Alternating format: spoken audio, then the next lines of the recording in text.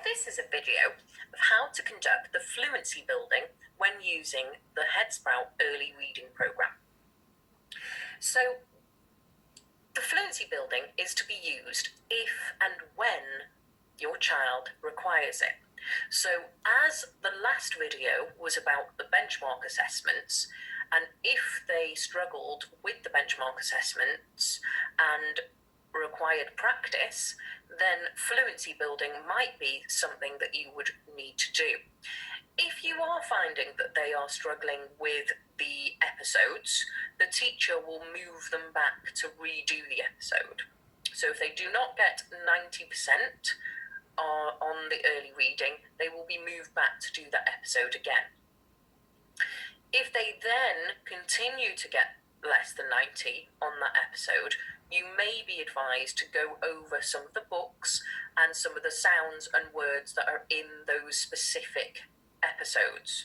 That could mean that you are sent by the school some fluency flashcards, or that you could make those yourselves.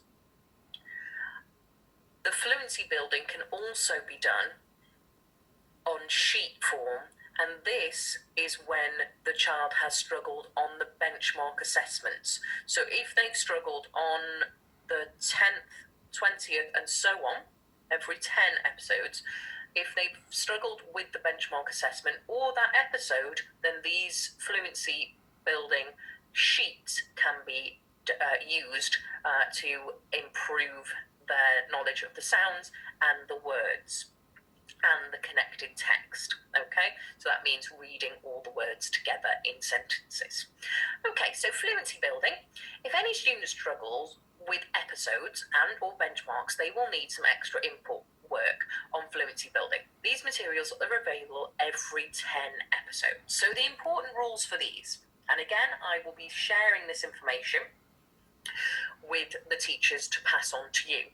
So it's to time the activities. So you do each sheet for 1 minute, or you do the flashcards for 1 minute, but I will be concentrating on the sheets during this time. So time the activities, reach target 3 times so we know they're fluent, and then keep a record of these scores. So you can just note these down in a little notepad or on a piece of paper and keep that with your child's details or of Headsprout, so you could have a little file for them. Okay. So these sheets look like this. So we are going to have a look at the projectable version of after episode 10. So if these are sent to you electronically, then you can have them up like this, and you can use them on the screen rather than having to print them out, which is very useful. So you have all the sounds that have been used in the episodes up to episode 10 on these sheets. You have 3 of the sound sheets, and then 3 word sheets, and then 3 connected text. So we're imagining that the child that is using this has struggled with the episodes or with the benchmark assessment. And so it is likely that they will need to do these a couple of times before they are then fluent. So the first thing to do is concentrate on the sounds. So, for example, you are going to be doing some modelling, then you're going to do it together, and then you're going to get them to do it independently. So it's model, lead, test. So you can have a look at the target that they should achieve, 25 to 35. So in this example, we are going to keep it to 35, and then we want no more than 3 errors. So I'm going to put a slightly squeakier voice on for the child's version. Okay, so I would model saying s, fur. Now now our turn. Sl and sin. Now you on your own. Ko, e. Okay, well done. Now we're ready to do the timer. So you're going to try and see if you can say all these sounds and as many of them as you can in 1 minute. Okay? minute on now.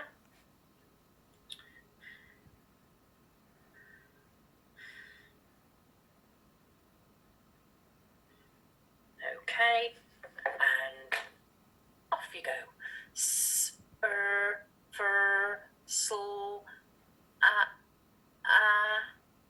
sn, f, kul, e, ful, ker, k, l, n, sul, k, e, s, e, sul, sn, an, sul, fur, ker, ful, e, kul, k, fur, f, s, n, k, s.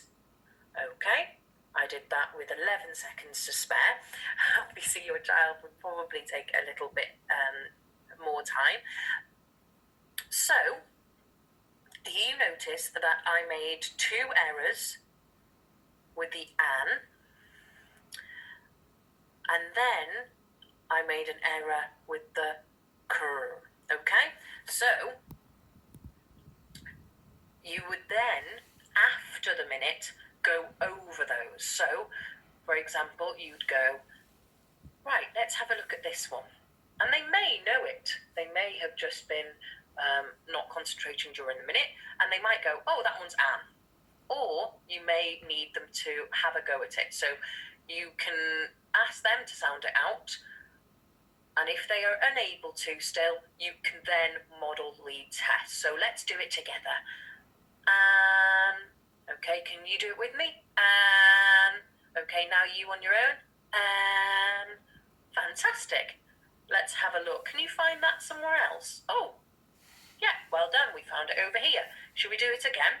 So I'll go first. And together. And now you on your own.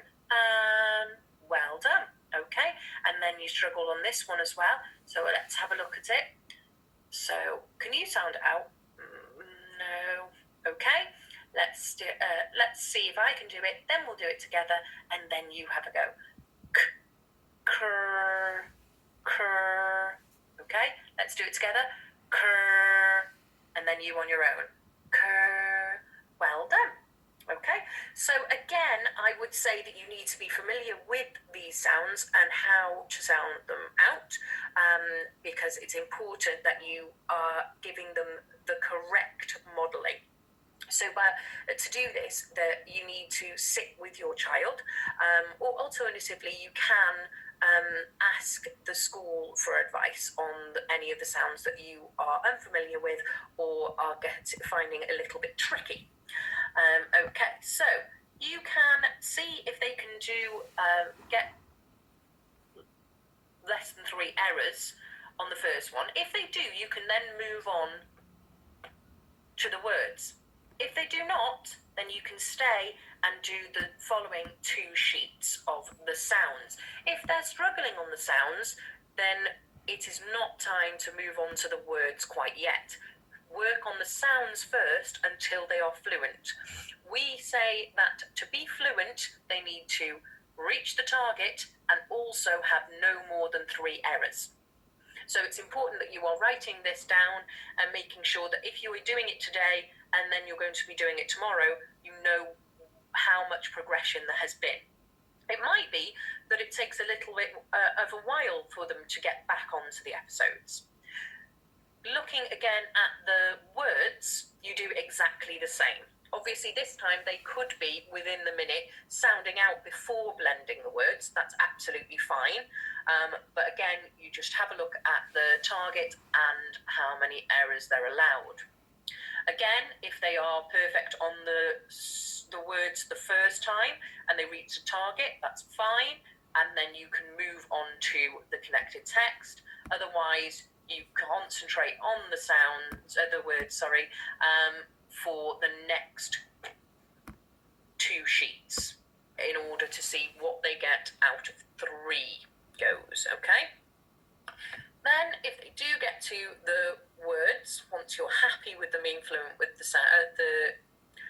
sounds, the words, and then moving on to the connected text, you can have a look at the connected text. There's 3 sheets again.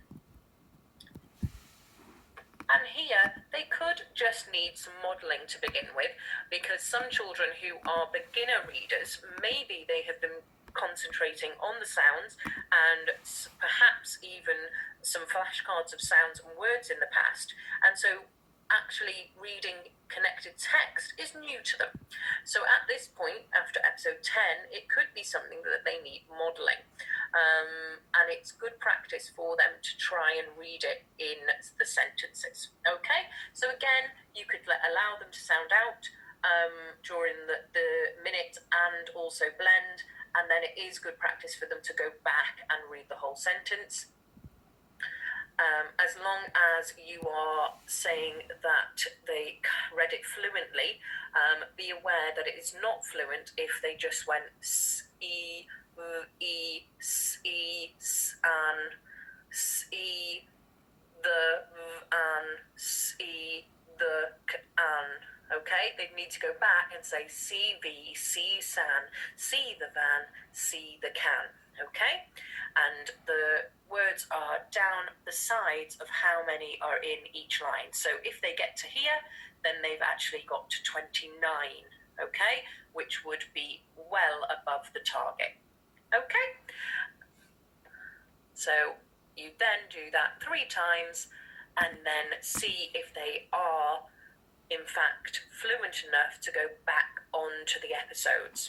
It's important that if you are doing the fluency building, that you are in communication with the school, and that they are aware that you are working on this in case they are wondering why you are not doing any episodes. But as soon as you feel that confident that the child is now fluent, they can go back onto the episodes, and so you can notify the school. It may be that your child only requires it now and again. It might be that they needed it after episode 10 and perhaps even after episode 50. It could be something that comes up towards the end of the program, because we do advise schools that in order to encourage fluency, that after episode 60, 70 and 80, that this is something that schools do with students, and so it could be something that you are advised to do with your child. Okay, so this extra input obviously will have a great influence on their progression, and so it's important that you do listen to the advice from the school. Okay, happy reading.